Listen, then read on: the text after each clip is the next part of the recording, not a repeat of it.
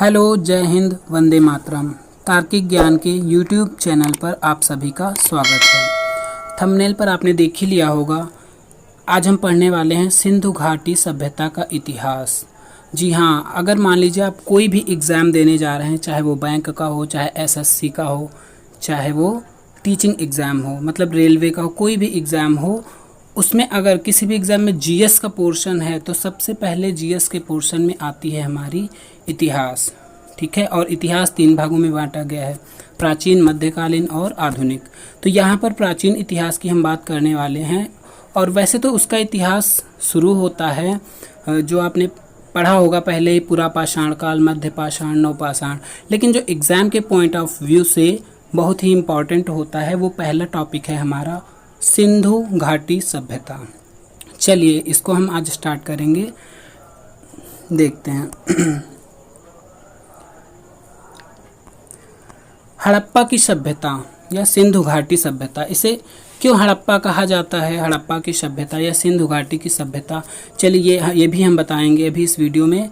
Video को शुरू से अंत तक जरूर देखिएगा क्योंकि बहुत ही इंटरेस्टिंग होने वाला है ये वीडियो। चलिए स्टार्ट करते हैं। विश्व की प्राचीन नगर सभ्यताओं का विकास नदियों के किनारे हुआ, जिसमें सिंधु घाटी सभ्यता या हड़प्पा सभ्यता का महत्वपूर्ण स्थान है। आपने सुना होगा मिस्र की सभ्यता, ये जैसे ये भारत की है सिंधु घाटी सभ्यता। तो मतलब प्राचीन काल में जब सभ्यताएं थी तो क्यों वो नदी के किनारे ही विकसित होती थी, इसका भी एक तर्क था। क्यों, वो आप जानते होंगे। मान लीजिए नदी है तो वहाँ पर पानी बहेगा। अब जहाँ पर पानी उपलब्ध है तो ज़्यादा से ज़्यादा लोग उसी जगह पर रहना पसंद करेंगे, क्योंकि खेती करने के लिए कोई भी चीज़ करने के लिए पानी की उपलब्धता अगर है तो वहीं पर विकास जाहिर सी बात होगा। तो हड़प्पा सभ्यता जो थी, ये सिंधु घाटी सभ्यता का विकास सिंधु नदी के किनारे हुआ है। जाहिर सी बात है, जो हड़प्पा सभ्यता या सिंधु घाटी सभ्यता सिंधु नदी के किनारे विकसित होने के कारण ही इसका नाम सिंधु घाटी पड़ा। सिंधु के नाम से ही क्यों पड़ा, इसका भी एक तर्क बनता है, अभी हम बताने वाले हैं आगे आपको। चलिए आगे बढ़ते हैं। देखिए यहाँ पर सिंधु नदी मैप में आपको पता ही होगी। यहाँ पर देखिए, ये आपकी दिख रही है सिंधु नदी। ठीक है, यहाँ से झेलम, चिनाब, रावी, सतलज है ना, ये सब नदियाँ मिलकर और ये सिंधु है ना। और ये कहाँ की नदी है, मेन रूप से पाकिस्तान। लेकिन जिस वक्त की बात हो रही है उस वक्त ना तो यहाँ पर पाकिस्तान देश कोई था, ठीक है, और ना ही भारत ऐसा। तो वो संपूर्ण भारत ऐसा था जो पाकिस्तान भी उसी में शामिल था। तो इसीलिए यहाँ पर अब प्रेजेंट टाइम के हिसाब से हम पाकिस्तान कहेंगे कि हड़प्पा सभ्यता या सिंधु घाटी सभ्यता वो ज़्यादातर फैली हुई है, वो पाकिस्तान है, भारत में भी। लेकिन सिंधु घाटी जो नाम पड़ा है वो स्थल ज़्यादातर मुख्य स्थल कहाँ पर है, वो पाकिस्तान में ही है। तो वो तो अलग की बात है। चलिए आगे देखते हैं, क्यों पड़ा इस सभ्यता का नाम हड़प्पा सभ्यता या सिंधु घाटी सभ्यता। इस सभ्यता का नाम हड़प्पा या सिंधु घाटी ही क्यों पड़ा, और कुछ नाम क्यों नहीं पड़ा, चलिए वो भी हम आपको बताते हैं। दरअसल जब ब्रिटिश काल के दौरान क्या था, कुछ पुरातत्वविदों ने जैसे कभी देखा कहीं पर कुछ लोग ईंटें निकाल के ला रहे हैं और अपने घर बनाए ले रहे हैं, लेकिन उन्होंने इस बात पर ध्यान नहीं दिया।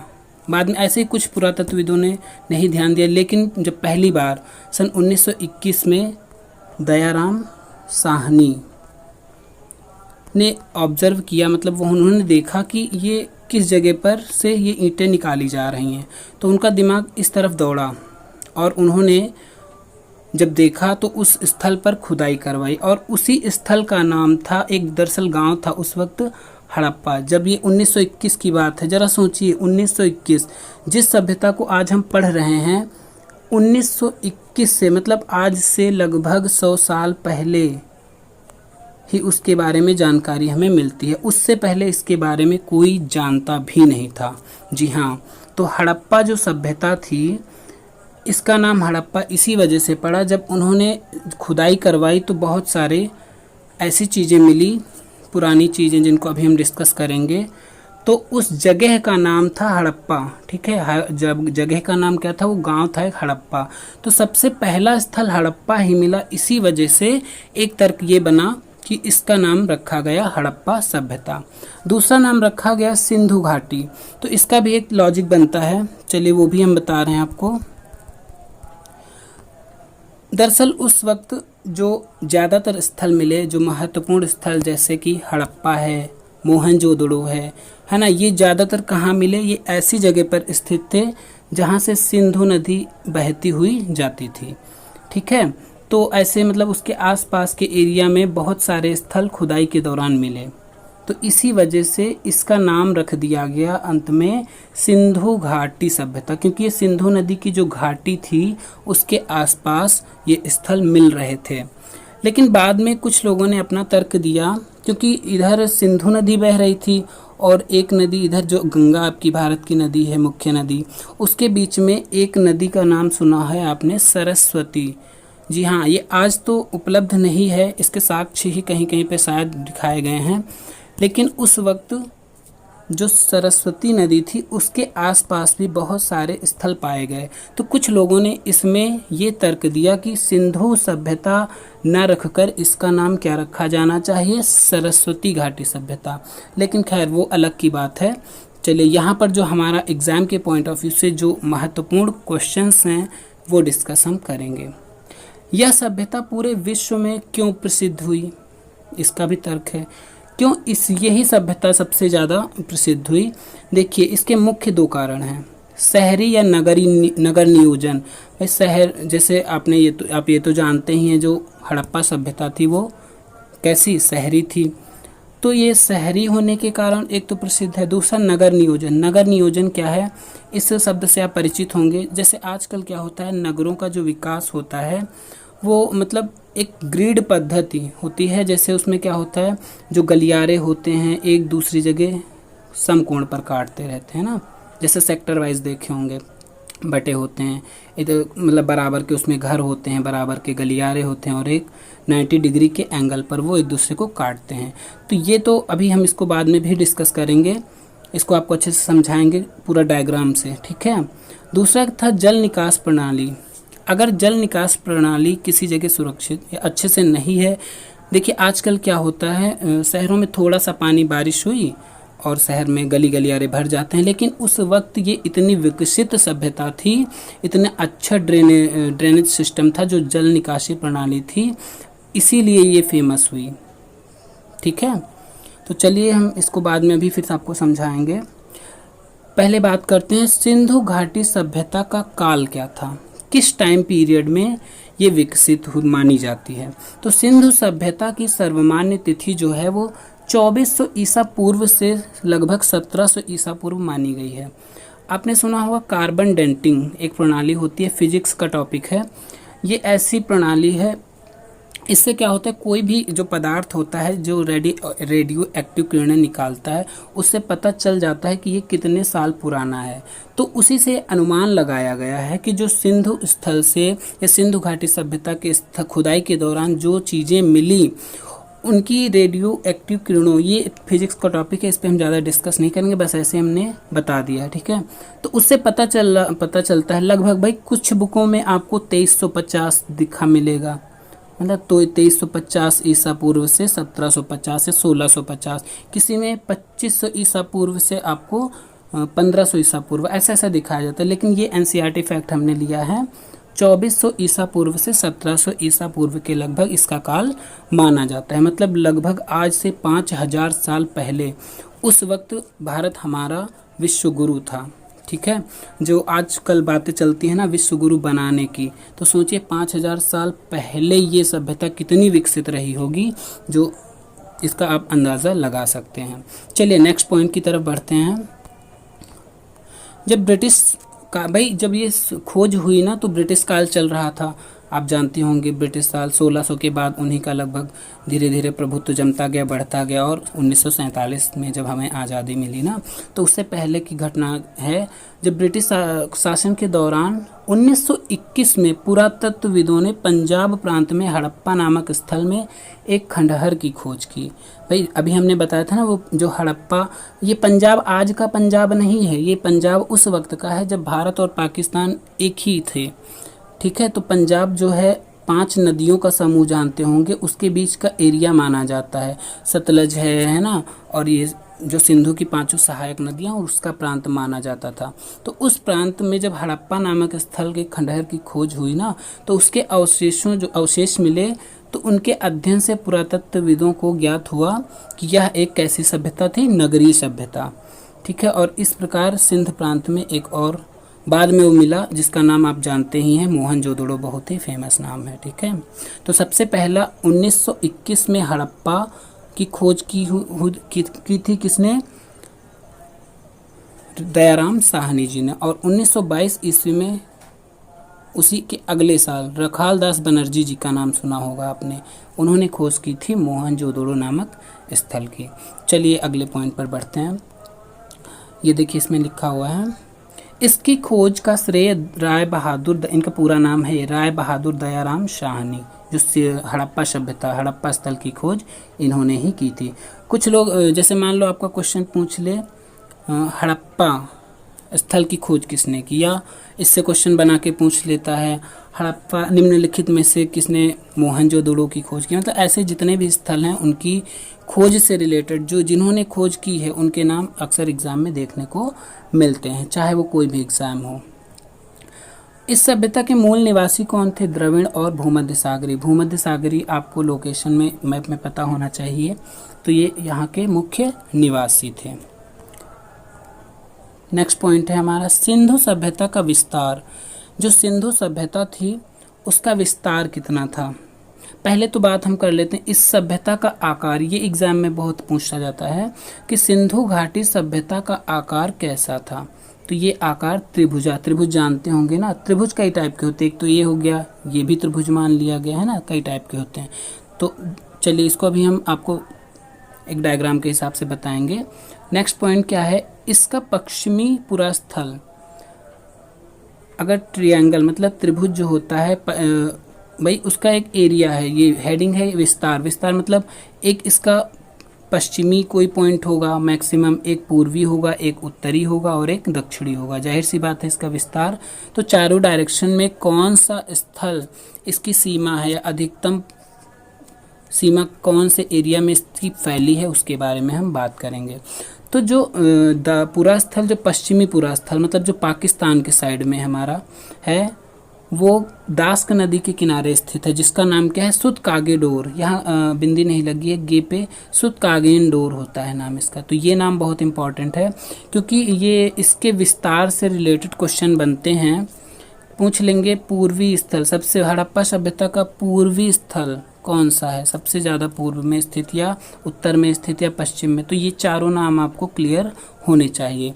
तो जो पश्चिमी नाम है, पश्चिमी स्थल का, वो है सुतकागेडोर। ठीक है, चलिए नेक्स्ट यहाँ पर आप मैप में समझ लीजिए। देखिए यहाँ पर मैप बना हुआ है, ये जो पूरा एरिया ट्रायंगल कैसे है, देखिए त्रिभुजाकार, इधर लगभग इस एरिया में ये फैला हुआ है, लगभग इस एरिया में इधर ये, और इधर नीचे यहाँ पर जो अपना महाराष्ट्र है और महाराष्ट्र से इधर यूपी साइड में, और इधर जो है ऊपर ऐसे अफ़गानिस्तान का थोड़ा सा हिस्सा है इसमें, बाकी पाकिस्तान का मैक्सिमम है और इंडिया का। तो ये ऐसे त्रिभुजाकार रूप में फैला हुआ है।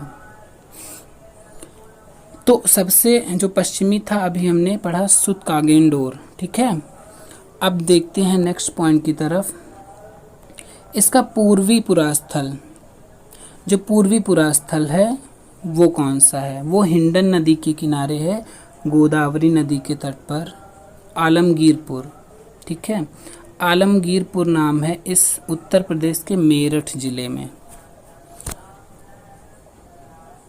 स्थित है। ठीक है, आलमगीरपुर। ये तो आपको मेन नाम याद रखना है, जो पश्चिमी था वो सुतकागेनडोर था और जो पूर्वी है वो आलमगीरपुर है, जो उत्तर प्रदेश के किस जिले में है? मेरठ जिले में। ये भी क्वेश्चन पूछ सकता है कि जो हड़प्पा सभ्यता का जो सबसे पूर्वी स्थल है उत्तर प्रदेश के किस जिले में स्थित है, अगर डीपली आपसे पूछेगा तो ये इसका आंसर हो जाएगा आलमगीरपुर। इसका पूरा उत्तर जो उत्तरी दिशा में स्थित है वो कौन सा है? वो चिनाब नदी के तट पर मांदा, मतलब जो जम्मू कश्मीर में एक डिस्ट्रिक्ट है, मतलब एक जगह है मांदा, उस जगह पर स्थित है। ठीक है, फिर है दक्षिणी पुरास्थल जो है, जो सबसे नीचे की तरफ, वो कौन सा स्थल है? दाइमाबाद जिला है, अहमदनगर महाराष्ट्र में स्थित है। वो स्थल का नाम है दाइमाबाद। ठीक है, तो यहाँ पर याद रखिएगा पश्चिमी कौन सा था? पश्चिमी था सुतकागेंडोर, पूर्वी है आलमगीरपुर, और जो उत्तरी है वो मांदा, और दक्षिणी दाइमाबाद, जो कि किस राज्य में स्थित है? महाराष्ट्र। उनके राज्य जरूर पता होने चाहिए। दक्षिणी महाराष्ट्र में है, और जो उत्तरी है वो जम्मू कश्मीर में है, और जो पूर्वी है वो मेरठ में है। चलिए नेक्स्ट पॉइंट की तरफ बढ़ते हैं। सिंधु घाटी सभ्यता ग्रामीण थी या नगरीय? ऐसे क्वेश्चन पूछते हैं कभी कभी।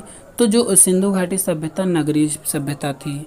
इस सभ्यता के मुख्य नगर, ये नगर आपको पता होने चाहिए। हड़प्पा, मोहनजोदड़ो, ये दो तो सबसे ज़्यादा फेमस हैं। ये नहीं पता होंगे तो आपको हड़प्पा सभ्यता पढ़ने का कोई मतलब नहीं। नेक्स्ट रोपड़, रंगपुर, कालीबंगन। इसको कालीबंगन और कहीं कहीं कालीबंगन लिखा मिलता है, और कहीं कहीं कालीबंगा लिखा मिलता है। राखीगढ़ी है, चन्हूदड़ो है। ये मुख्य स्थल हैं, बाकी और भी बहुत सारे हैं। इस संस्कृति के अवशेष सबसे पहले हड़प्पा नामक स्थल से मिले थे। ये तो पॉइंट अभी हमने बताया था आपको, हड़प्पा नामक स्थल से मिले थे, इसीलिए इसका नाम क्या पड़ा? हड़प्पा सभ्यता पड़ा।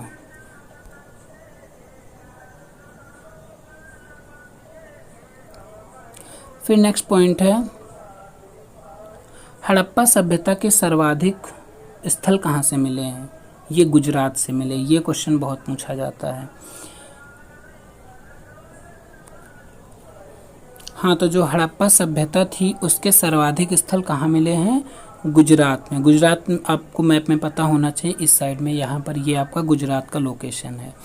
इधर आपका जम्मू कश्मीर है, ये यूपी का एरिया है, इधर आपका पूरा पाकिस्तान है। तो ये जो इतना एरिया दिख रहा है बीच का, ये मुख्य रूप से है सिंधु घाटी सभ्यता का एरिया, ये इसी का क्षेत्र है।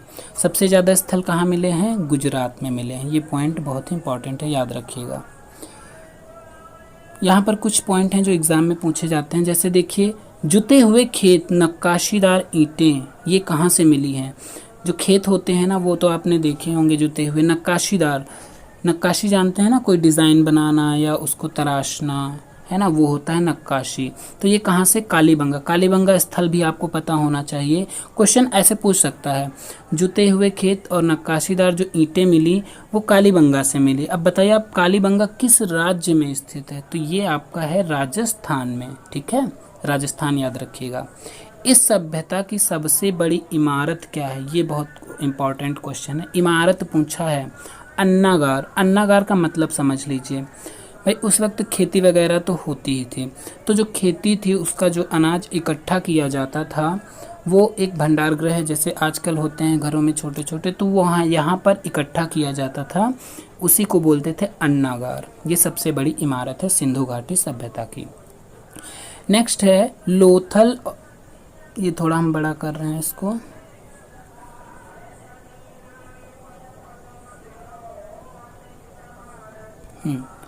इस सभ्यता की सबसे बड़ी इमारत हमने बता ही दी, अन्नागार। दूसरा, लोथल और कालीबंगन से अग्निकुंड प्राप्त हुए हैं। जो लोथल है, लोथल आपका गुजरात में है। ठीक है, गुजरात में अभी हमने आपको लोकेशन दिखाई थी। कालीबंगा, ये बंगन और कहीं कहीं बंगा भी होता है, लिखा होता है, तो अभी इससे आप फिलहाल याद रखिए, कालीबंगा या कालीबंगन से अग्निकुंड। अग्निकुंड मतलब क्या है? कुछ यज्ञ टाइप में होता रहा होगा उस वक्त। ये सब अनुमान लगाया गया था, ना कि कोई रिटर्न में कोई चीज़ है। जैसे जैसे चीज़ें मिली हैं वहाँ पर खुदाई के स्थलों पर, उस चीज़ों को कार्बन डेटिंग पद्धति से सब अनुमान लगाकर ये सब बताया जाता है, तो यहाँ में यही बताया गया है। नेक्स्ट है मोहनजोदड़ो स्थल जो था, इसकी खोज ये हमने बता ही दिया है, राखलदास बनर्जी। कहीं कहीं रखाल लिखा होता है या राखाल लिखा होता है, राखालदास बनर्जी। देखिए यहाँ पर हड़प्पा की जब बात आए तो क्या था, नाम था दयाराम साहनी, DR साहनी, DR साहनी।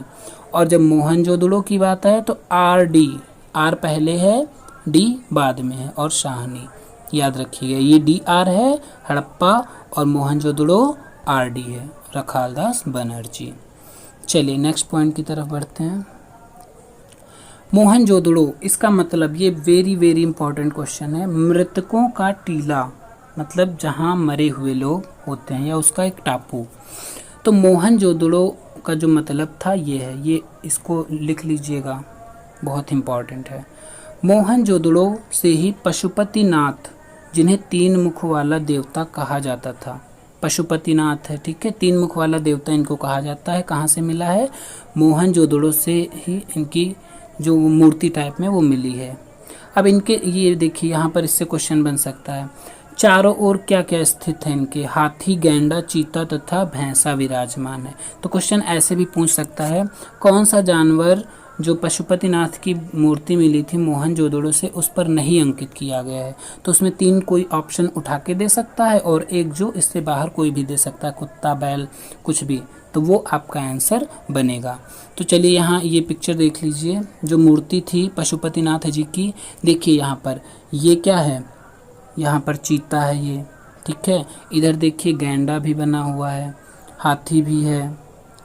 तो हाथी, गैंडा, चीता, ठीक है, ये चारों पशु, और जो सांड, ये देखिए सांड है। तो ये चारों पशु इनके चारों तरफ बने हुए थे, इनको याद रखिएगा। इसीलिए मैं पिक्चर के माध्यम से आपको, तस्वीर के माध्यम से दिखा रहा हूँ ताकि भूले ना। ये पशुनाथ, पशुपतिनाथ इनको बोलते हैं, ठीक है। ये अनुमान लगा गया था क्योंकि इनके चारों ओर पशु बने हुए हैं और इसीलिए पशुपतिनाथ शायद इनको जो उपाधि या कुछ मान लो दी गई थी। नेक्स्ट है, नर्तकी की एक कांसे की मूर्ति मिली है, ये भी बहुत इंपॉर्टेंट है। नर्तकी की कांसे की मूर्ति कहाँ से मिली है? मोहनजोदड़ो से मिली है। देखिए ये नर्तकी की मूर्ति है कांसे की, ठीक है। इसकी हाइट ज़्यादा नहीं है, इसकी लंबाई 10 पॉइंट करके कुछ है, 10.5 सेंटीमीटर ऐसे समथिंग है ये। तो ये क्वेश्चन भी बहुत इंपॉर्टेंट है। ये नर्तकी की मूर्ति है, ठीक है, जो नाचने वाले लोग होते थे उनकी मूर्ति मिली है। कहाँ से? मोहनजोदड़ो से। नेक्स्ट है, यहाँ की मुहरों पर एक श्रृंगी पशु का अंकन मिलता है। जो हड़प्पा सभ्यता की जो मुहरें मिली हैं वहाँ एक श्रृंगी, आपको याद होगा पिछले कुछ साल पहले एक मूवी आई थी ऋतिक रोशन की, मोहनजोदारो, उसमें ये दिखाया गया था। इसको देखकर ये मतलब सपने में उसको यही जानवर दिखता था ना, एक श्रृंगी पशु, और वहाँ की मुद्रा पर अक्सर बना हुआ दिखाया गया था। तो जो एक श्रृंगी पशु है यहाँ पर, इसकी भी कुछ चीज़ें मिली हैं।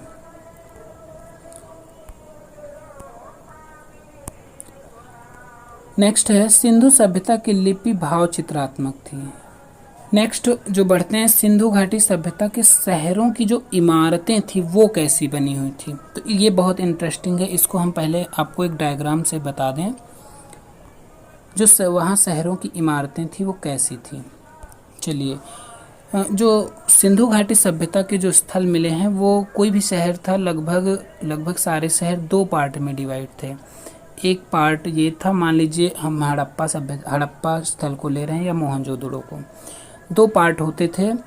एक होता था जो कुछ लोग जन सामान्य लोग रहते थे, जहाँ पर सामान्य लोग रहते थे, और एक ऐसा स्थल था, मतलब 2 पार्ट, जैसे किसी गांव को या शहर को 2 लगभग थोड़ा सा डिवाइड पार्ट हो, नाम एक ही हो। तो वैसे यहाँ सामान्य लोग रहते थे और यहाँ जो पुरोहित वर्ग के लोग रहते थे। ये कुछ ऊंचा टीला टाइप में रहता था और ये क्या रहता था, थोड़ा नीचा, क्योंकि अक्सर चांसेस रहते थे बाढ़ आने के। भाई नदियों के किनारे बाढ़ आ ही जाती थी, तो पुरोहित वर्ग क्या सोचते थे, अब अमीर लोग थे तो जाहिर सी बात है वो अपनी सुरक्षा की व्यवस्था करेंगे, तो इनका रहने की जगह थोड़ा ऊंची रहती थी और इनके चारों तरफ ये 4 दीवारी, मतलब एक किलेबंदी टाइप में होती रहती थी, और ये पक्की ईंटों से करवाते थे अपनी किलेबंदी नहीं कहेंगे, 4 दीवारी उस समय यूज़ होता था। एक हिसाब से कह सकते हैं किलेबंदी जैसे बाद में राजा लोग करवाते थे, वो ये करवा के रखते थे ताकि इनकी सुरक्षा, अगर आक्रमण है तो सुरक्षा हो सके। ऊंचा रहने का कारण क्या था, अगर कोई नदी से बाढ़ आ गई है तो ये सेफ रहें।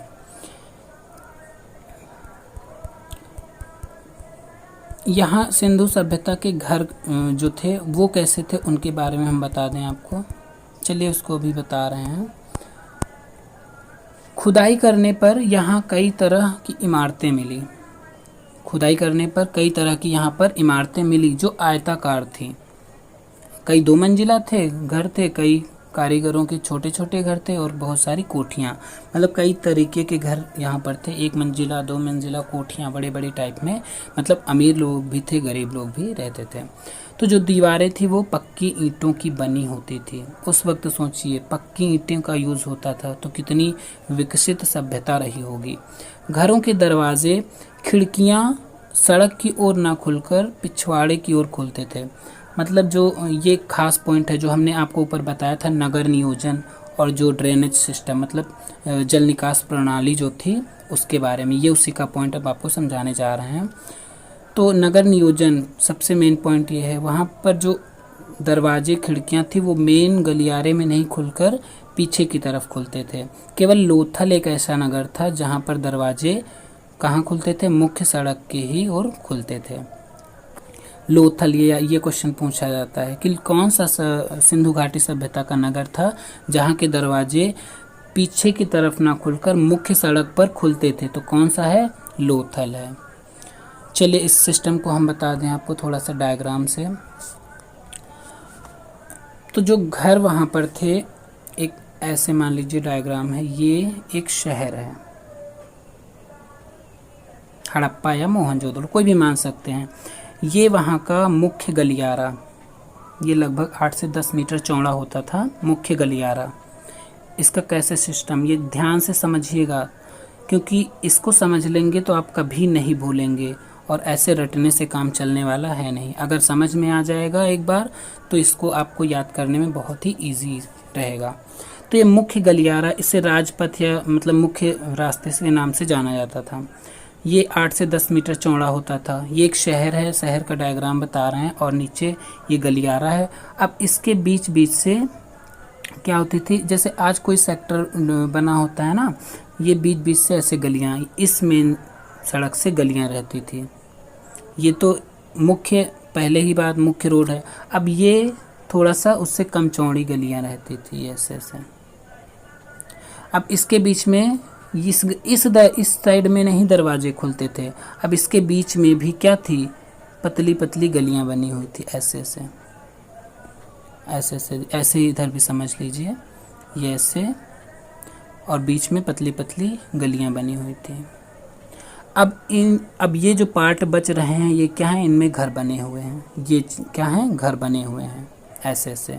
और इन घरों के जो दरवाजे हैं इस साइड में खुलते थे, ना कि इस मेन दरवाजे मेन साइड की तरफ, है ना। ये देखिए ऐसे खुलते थे। ये जो इनका पीछे, घर के पीछे का हिस्सा है वो है। तो ऐसे समझ में आ गया होगा ना। चलिए नेक्स्ट। हाँ, और एक घर का स्ट्रक्चर समझ लीजिए कि सिंधु सभ्यता जो थी वहाँ के जो घर थे वो कैसे, अभी तो हमने आपको पूरा शहर का एक नक्शे टाइप में बता दिया कैसे कैसे वहाँ के मुख्य दरवाजे जो हैं वो मेन रास्ते पे ना खुलकर साइड में खुलते थे। और उस वक्त देखिए कितनी विकसित सभ्यता थी। ये मान लीजिए घर है, इतनी विकसित सभ्यता थी। देखिए यहाँ पर ये मान लीजिए इसकी गली है, ये मुख्य दरवाज़ा है। अब ये मुख्य दरवाज़ा जो है यहाँ से सामने एक दीवार बनाते थे। क्यों, ये इसका भी एक तर्क था कि अगर कोई घर में अंदर एंट्री करता है तो सामने ये ना उसको पता चले कि अंदर क्या चल रहा है, कौन से काम हो रहे हैं, मतलब उसको एक सिक्योरिटी टाइप में, है ना। और इसके पीछे ये इस रास्ते से जा सकता था घर के अंदर। अब इस जगह पर क्या बना रहता था, घरों में आंगन बना रहता था। उसी आंगन में कुआं रहता था। जनरली लगभग सारे घर ऐसे ही मिलते थे क्योंकि शहरों में क्या होता है, नगर नियोजन का मतलब ही यही है ना। हम वही पॉइंट आपको समझा रहे हैं, नगर नियोजन और जो ड्रेनेज सिस्टम था, जो नालियाँ थी, पानी जल की निकासी, वो समझाने जा रहे हैं। तो यहाँ पर कुआं रहता था, यहाँ पर किचन बाथरूम, मतलब ये सब ऐसे एक सिस्टम से बना रहता था। और इधर साइड में कमरे, 4-5 कमरे ऐसे रहते थे घरों में। और यहाँ से जो है नालियाँ जो इस रास्ते पे आती थी और यहाँ से पानी बहुत ही इजीली निकल जाता था। तो इन्हीं 2 चीज़ों के लिए जो है ये सभ्यता इतनी फेमस हुई। एक तो नगर नियोजन जो अभी हमने पहले चित्र बनाकर आपको बताया था, और ये एक घर का है ना, किस तरह से पानी की निकासी का अच्छी व्यवस्था होती थी। तो अब समझ में आ गया होगा क्यों सभ्यता इतनी फेमस हुई। चलिए नेक्स्ट पॉइंट की तरफ बढ़ते हैं। सिंधु घाटी सभ्यता के लोगों का खान पान कैसा था, क्या खाते थे वो लोग। तो सिंधु सभ्यता की मुख्य फसलें गेहूं और जौ थी। गेहूं और जौ इनकी मुख्य, वैसे तो चावल के भी साक्ष्य मिले हैं, लेकिन गेहूं और जौ मुख्य फसल थी। और इसमें ऑप्शन में अगर दोनों आ रहे हैं, गेहूं भी आ रहा है जौ भी आ रहा है, तो सबसे पहले हम किसको महत्व देंगे, जौ को देंगे। ठीक है। इसके अलावा और क्या यूज़ करते थे, सरसों तिल आदि के तेल का प्रयोग भी करते थे। तो खाने के शौकीन रहे होंगे तभी तो। खाने में मांस का प्रयोग भी करते थे, ऐसे भी साक्ष्य मिले हैं यहाँ पर। नेक्स्ट पॉइंट की तरफ बढ़ते हैं। मिठास के लिए शहद का प्रयोग करते थे। रंगपुर और लोथल में चावल के लिए, देखिए हमने बताया था ना, चावल के दाने साक्ष्य मिले हैं। ये कहाँ से मिले हैं, लोथल, रंगपुर और लोथल। लोथल आपका हमने बताया था गुजरात में स्थित, ये बंदरगाह भी है। ठीक है, उस वक्त के टाइम में बहुत ही सबसे फेमस बंदरगाह था। चावल, अब यहाँ लोथल और चावल, लोथल चावल, देखिए दोनों याद करने का इजी तरीका। लोथल से क्या मिले हैं, चावल, चावल में ला है, लोथल में ला है, लोथल चावल, ऐसे रिपीट करेंगे, आसानी से याद हो जाएगा आपको। तो चावल के, और ये बहुत इंपॉर्टेंट क्वेश्चन भी है, चावल के, क्योंकि चावल उस वक्त ज़्यादा नहीं होता था, लेकिन जब साक्ष्य मिले हैं तो जाहिर सी बात है कुछ ना कुछ उत्पादन तो होता ही रहा होगा उस समय। तो चावल जो है वो कहाँ मिले हैं उसके साक्ष्य, लोथल में। नेक्स्ट है, सिंधु सभ्यता के लोग धरती को क्या मानते थे, उर्वरता की देवी, मतलब उपज, उर्वरता मतलब उपज करने की देवी मानते थे, इसीलिए क्या करते थे, इसकी पूजा भी करते थे। नेक्स्ट चलिए खान पान हो गया। नेक्स्ट आते हैं पहनावा, क्या पहनते थे ये सिंधु घाटी सभ्यता के लोग। सिंधु सभ्यता के लोग सूती कपड़ों का प्रयोग करते थे। क्यों, ये भी इसका ये कहीं लिखा नहीं है बुक में, ये एक साक्ष्य मिला है, क्योंकि उस वक्त क्या था, सूती कपड़े में लपेटा हुआ एक चाकू दिखा, खुदाई के दौरान मिला। एक चाकू है, चाकू था, वो सूती कपड़े में लपेटा हुआ मिला था। ठीक है, अब उसका क्या पर्पज़ रहा हो, किसी ने किस वजह से उसको लपेट के रखा हो, ये तो नहीं पता, लेकिन जो है वो इतना पता है कि वो चाकू किस में रखा गया था, एक सूती कपड़े में। तो इसका मतलब खेती में उस वक्त गेहूं जौ चावल होने के साथ साथ कपास भी होती होगी। भाई कपास से तो सूती वस्त्र बनते हैं, और कपास आज भी जानते हैं आप लोग, गुजरात में बहुत ज़्यादा कपास का उत्पादन होता है, तो क्योंकि वहाँ काली मिट्टी लगभग ज़्यादा पाई जाती है। तो सूती जो कपड़े हैं इनके साक्ष्य मिले हैं, ये पहनने में यूज़ करते थे, और कपास की खेती भी जाहिर सी बात है होती रही होगी। तो इस सभ्यता के लोगों को आभूषणों का भी बहुत शौक था। जो आभूषण वो लोग पहनते थे, सोने चांदी, ये सब आयात किया जाता था, मतलब व्यापार चलता ही था उस टाइम। आपने मूवी में देखा होगा ना, व्यापार क्या लेन देन चलता है। सोने, जैसे सोने का व्यापार कहाँ से, कर्नाटक से सोने का व्यापार चलता, कर्नाटक से सोना आता था। अफ़गानिस्तान जो एरिया था वहाँ से, मतलब प्रेजेंट टाइम का अफ़गानिस्तान की बात कर रहे हैं, उस जगह से लगभग चांदी वगैरह ये सब, इसका व्यापार चलता रहता था। तो इन सब चीज़ों के बहुत शौकीन थे। और एक चीज़ यहाँ पर ये भी, जैसे आभूषण है तो ये अमीर लोग यूज़ करते थे सोने चांदी का, अब गरीब लोग उतना शायद अफोर्ड नहीं कर पाते रहे होंगे। तो अभी हम आपको बताएंगे आगे, मनका वर्ड है एक, मनका, ये एक जैसे मोतियों की माला होती है ना, उससे संबंधित है, इसको हम अभी बताएंगे। चलिए पढ़ेंगे पहले पूजा पाठ। सिंधु घाटी सभ्यता के लोग पूजा पाठ किसकी करते थे। सिंधु घाटी सभ्यता वृक्ष की पूजा, वृक्ष जो होता था उसकी पूजा तथा शिव पूजा के प्रचलन के साक्ष्य भी मिले हैं। मतलब यहाँ की सभ्यता से इसके साक्ष्य मिले हैं, शिव की पूजा और वृक्ष पूजा।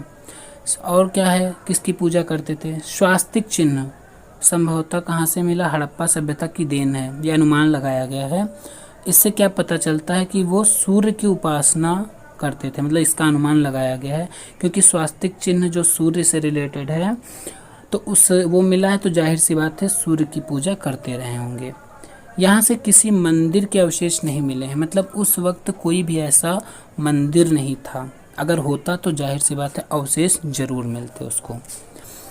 नेक्स्ट पॉइंट है हमारा, वीडियो लंबा हो रहा है, शायद आप लोग बोर हो रहे हैं, लेकिन चलिए देखते हैं, इंटरेस्टिंग है, हिस्ट्री है, बहुत ही इंटरेस्टिंग रहता है पढ़ने में, पढ़ते रहिए।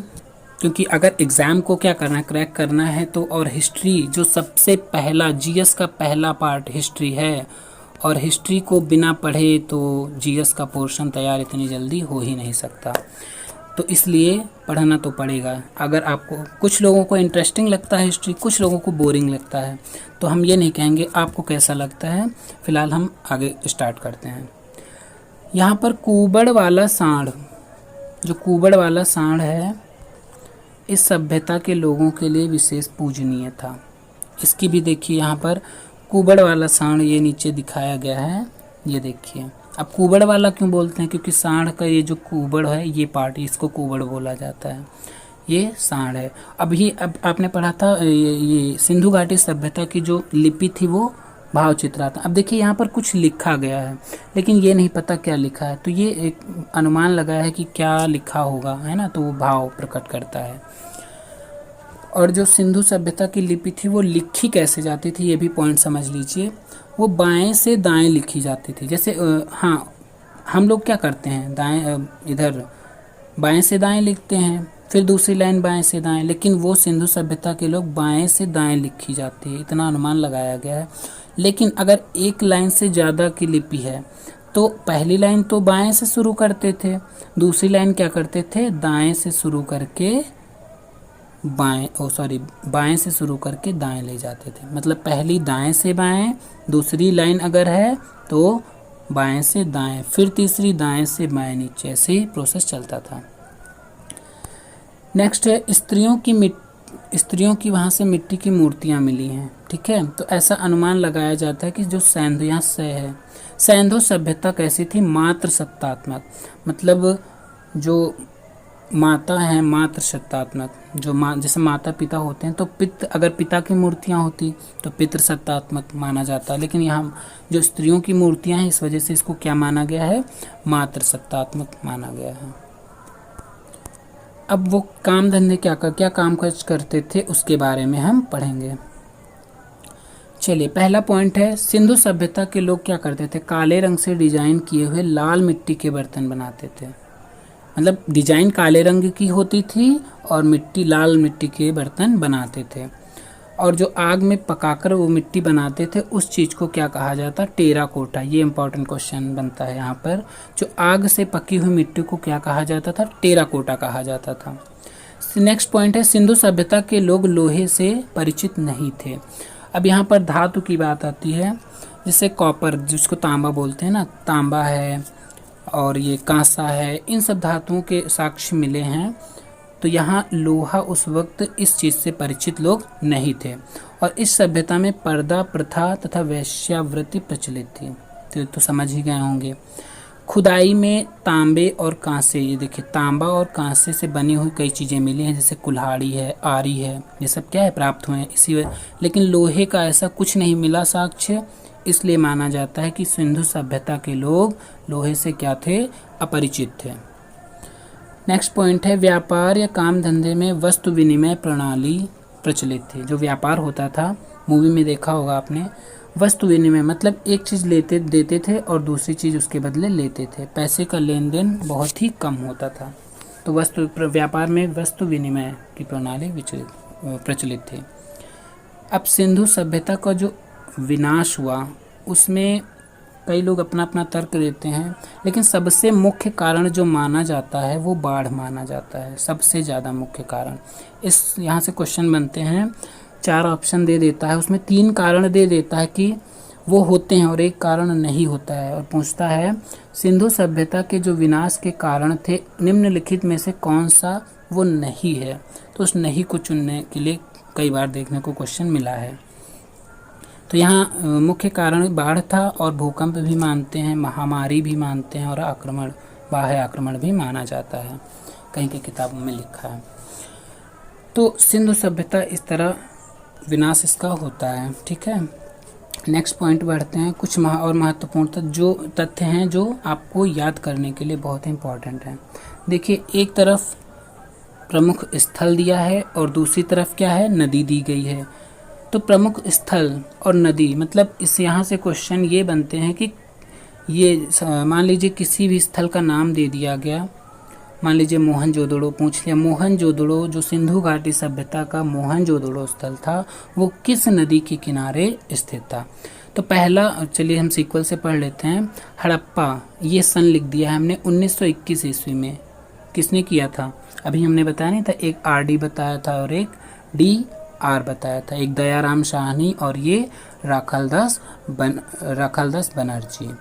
तो दयाराम साहनी जी ने क्या किया था? हड़प्पा। तो हड़प्पा जो है 1921 में खोज हुई थी और ये किस नदी के तट पर स्थित था? रावी नदी के तट पर स्थित। ये क्वेश्चन बहुत पूछा जाता है कि हड़प्पा सभ्यता या हड़प्पा स्थल किस नदी के तट पर स्थित है, किस नदी के किनारे पर स्थित था? तो इसमें कौन सा था? रावी नदी। दूसरा है मोहनजोदड़ो, कौन सी? ये 1900, एक ही साल बाद हुआ था। उसका कौन सा स्थल, कौन सी नदी इसकी थी? किस किनारे, मतलब किस नदी के किनारे ये स्थित था? ये स्थित था हमारा सिंधु नदी के किनारे। जो मोहनजोदड़ो था ये किसके किनारे स्थित था? सिंधु नदी के किनारे। तीसरा है चन्हुदड़ो। ये दो जब स्थल खोज लिए गए उसके बाद एक स्थल खोजा गया चन्हुदड़ो, तीसरे नंबर पर। चन्हुदड़ो जो था इसकी खोज की थी गोपाल मजूमदार नाम करके, ऐसे गोपाल मजूमदार, GM गोपाल मजूमदार है। ये भी सिंधु नदी के तट पर ही स्थल स्थित था। ये प्रेजेंट टाइम में पाकिस्तान में है, ये भी पाकिस्तान में, मतलब हड़प्पा जो मुख्य शहर हैं वो कहाँ पर हैं? पाकिस्तान में स्थित हैं। चौथा नंबर है कोटदीची। कोटदीची भी किस नदी के किनारे स्थित था? सिंधु नदी के। अब यहाँ पर इसमें हमने सन नहीं लिखा और ना ही नाम लिखा है कि किसने खोज की, क्योंकि जो एग्ज़ाम में पूछा जाता है वो मेन ऊपर के 3 हैं और वही चांसेस ज़्यादा रहते हैं, इसलिए हमने इसको नहीं दिया है। कोटदीजी ये सिंधु नदी के किनारे। कालीबंगा देखिए, ये किस नदी के किनारे स्थित था? घग्गर नदी के किनारे। कालीबंगा जो था वो घग्गर नदी के किनारे स्थित था। घग्गर ये जो है कहाँ पर? कालीबंगा अभी हमने आपको ऊपर बताया था, ये कहाँ? राजस्थान में स्थित है ना। नेक्स्ट है रोपड़। रोपड़ किस नदी के? सतलज नदी के किनारे स्थित है। लोथल किस नदी के? भोगवा नदी के किनारे। लोथल आपका कहाँ पड़ता है? गुजरात में पड़ता है। और ये जो रोपड़ है ये पंजाब में पड़ता है, पंजाब के में जो सतलज नदी है उसके तट पर। लोथल आपका भोगवा नदी के तट पर। थोड़ा सा और रह गया है, अब आगे है स्थल और साक्ष्य। एक साइड में स्थल दिया गया है, एक साइड में साक्ष्य दिए गए हैं। यहाँ पर कौन सा स्थल है वो नाम दिया गया है और वहाँ से कौन से साक्ष्य मिले हैं, ये सबसे इम्पॉर्टेंट है, सबसे ज़्यादा इम्पॉर्टेंट, यहीं से सबसे ज़्यादा क्वेश्चन देखने को मिलते हैं। तो हड़प्पा जो स्थल था वहाँ पर एक श्रृंगी पशु की अभी तस्वीर हमने ऊपर दिखाई थी, वहाँ से साक्ष्य इसके मिले हैं। अन्नागार, जहाँ पर अन्न का भंडार इकट्ठा किया जाता था, सबसे बड़ी इमारत है ना, ये भी हड़प्पा स्थल से। कब्रिस्तान के भी साक्ष्य यहाँ पर मिले हुए हैं। कब्रिस्तान से याद आया, जो हड़प्पा स्थल था यहाँ पर साक्ष्य मिले हैं दफनाने के, जो वो होते थे शव, वो दफनाए जाते थे। और मोहनजोदड़ो से साक्ष्य मिले हैं जलाने के। और यहाँ पर मोहनजोदड़ो से और क्या मिला है? नर्तकी की मूर्ति अभी हमने दिखाई की आपको, कांसे की मूर्ति थी ये कहाँ मिली है? मोहनजोदड़ो से। पशुपतिनाथ, जिनके चारों ओर अभी बताया था हमने, 4 क्या थे? जानवर थे। पशुपतिनाथ जो क्या था? गेंडा था, हाथी था और चीता था और सांड था। स्नानागार भी यहीं से। स्नानागार से याद आया, ये स्नानागार ऐसे टाइप जो आयताकार टाइप में बना था। स्नानागार मान लीजिए जैसे आपके स्विमिंग पूल वगैरह आज के टाइम में देखते होंगे, सेम वैसा ही था। कोई त्यौहार वगैरह मनाया जाता रहा होगा, उस वक्त यहाँ इकट्ठा भीड़ लगी है, क्योंकि अकेले के लिए कोई इतना बड़ा नहीं बनाएगा, इसलिए वो इतना बड़ा था कि कई लोग वहाँ पर स्नान कर सकते थे, तो इसीलिए इसको स्नानागार भी शायद कहा ही जाता है। और इसके जो जल निकास की प्रणाली थी वो भी काफ़ी अद्भुत थी, मतलब इसमें एक तरफ जल निकलने की व्यवस्था थी, दूसरी तरफ जल भरने की बहुत अच्छी व्यवस्था थी। नेक्स्ट है चन्हुदड़ो। चन्हुदड़ो देखिए, मनके अभी हमने आपको ऊपर शायद बताया था, मनके बनाने की जो प्रणाली थी वो कहाँ से साक्ष्य मिले हैं उसके? चन्हुदड़ो। मनके क्या होते हैं? माला तो आप जानते होंगे, उसमें मोती भी पड़ते हैं, तो इन्हीं को मनके कहा जाता था। अब जो अमीर लोग थे वो सोने चांदी के मनके यूज़ करते थे, मतलब मालाएं यूज़ करते थे, लेकिन जो गरीब लोग होते थे वो अफोर्ड नहीं कर पाते थे, शायद इस वजह से वो क्या करते थे, जो मिट्टी के उनके माला मोती टाइप में बना के मिट्टी की और उसको पका लेते थे आग में, उसकी मालाओं के साक्ष्य मिले हैं। तो जाहिर सी बात है, जो अमीर लोग थे वो सोने चांदी का यूज़ करते थे, गरीब लोग मिट्टी के जो मनके बनते थे। सौंदर्य प्रसाधन मतलब ब्यूटी पार्लर आज के टाइम में जो होता है ना, उससे संबंधित तो कुछ साक्ष्य यहाँ से मिले हैं चन्होदड़ों से। कालीबंगा से क्या मिला है? जुते हुए खेत, पक्की मिट्टी की पक्की मिट्टी का हल जो है 2 जगह मिला है वैसे, लेकिन पक्की मिट्टी का कहाँ से मिला है? कालीबंगा से। रंगपुर से गेहूं और धान की भूसी मिली है। रोपड़ से क्या मिला है? मानव के साथ कुत्ते के अवशेष। जो रोपड़ था सतलज नदी के किनारे, वहाँ पर जो मानव के अवशेष थे उसके साथ कुत्ते के भी अवशेष मिले हैं। कुत्ते के भी अवशेष मिले हैं वहाँ पे रोपड़ में। लोथल में क्या मिला है? लोथल जो स्थल था चावल, और यहाँ ये बंदरगाह हमने इसलिए लिख दिया क्योंकि उस वक्त का सबसे प्रसिद्ध बंदरगाह यही था, और चावल के साक्ष्य भी यहीं से मिले हैं। तो जो साक्ष्य वाला और कौन सी किस नदी के किनारे स्थित है, ये बहुत इम्पॉर्टेंट है। तो इनको बहुत ही लर्न करना ज़रूरी है। अगर आप किसी भी एग्ज़ाम को दे रहे हैं तो ये सबसे पहली बात लर्न करना पड़ेगा आपको। और लर्न करने की बाद में बात है, पहले तो आपको कॉन्सेप्ट समझना पड़ेगा, और शायद मैंने अपनी पूरी कोशिश की है आपको समझाने के लिए। अगर वीडियो अच्छा लगा हो तो इसे लाइक ज़रूर कर दें, और हमारे चैनल को अगर पहली बार आए हैं तो सब्सक्राइब ज़रूर कर लें, और कमेंट करके बताएं ताकि मैं अपने वीडियोज़ में और सुधार कर सकूं। धन्यवाद।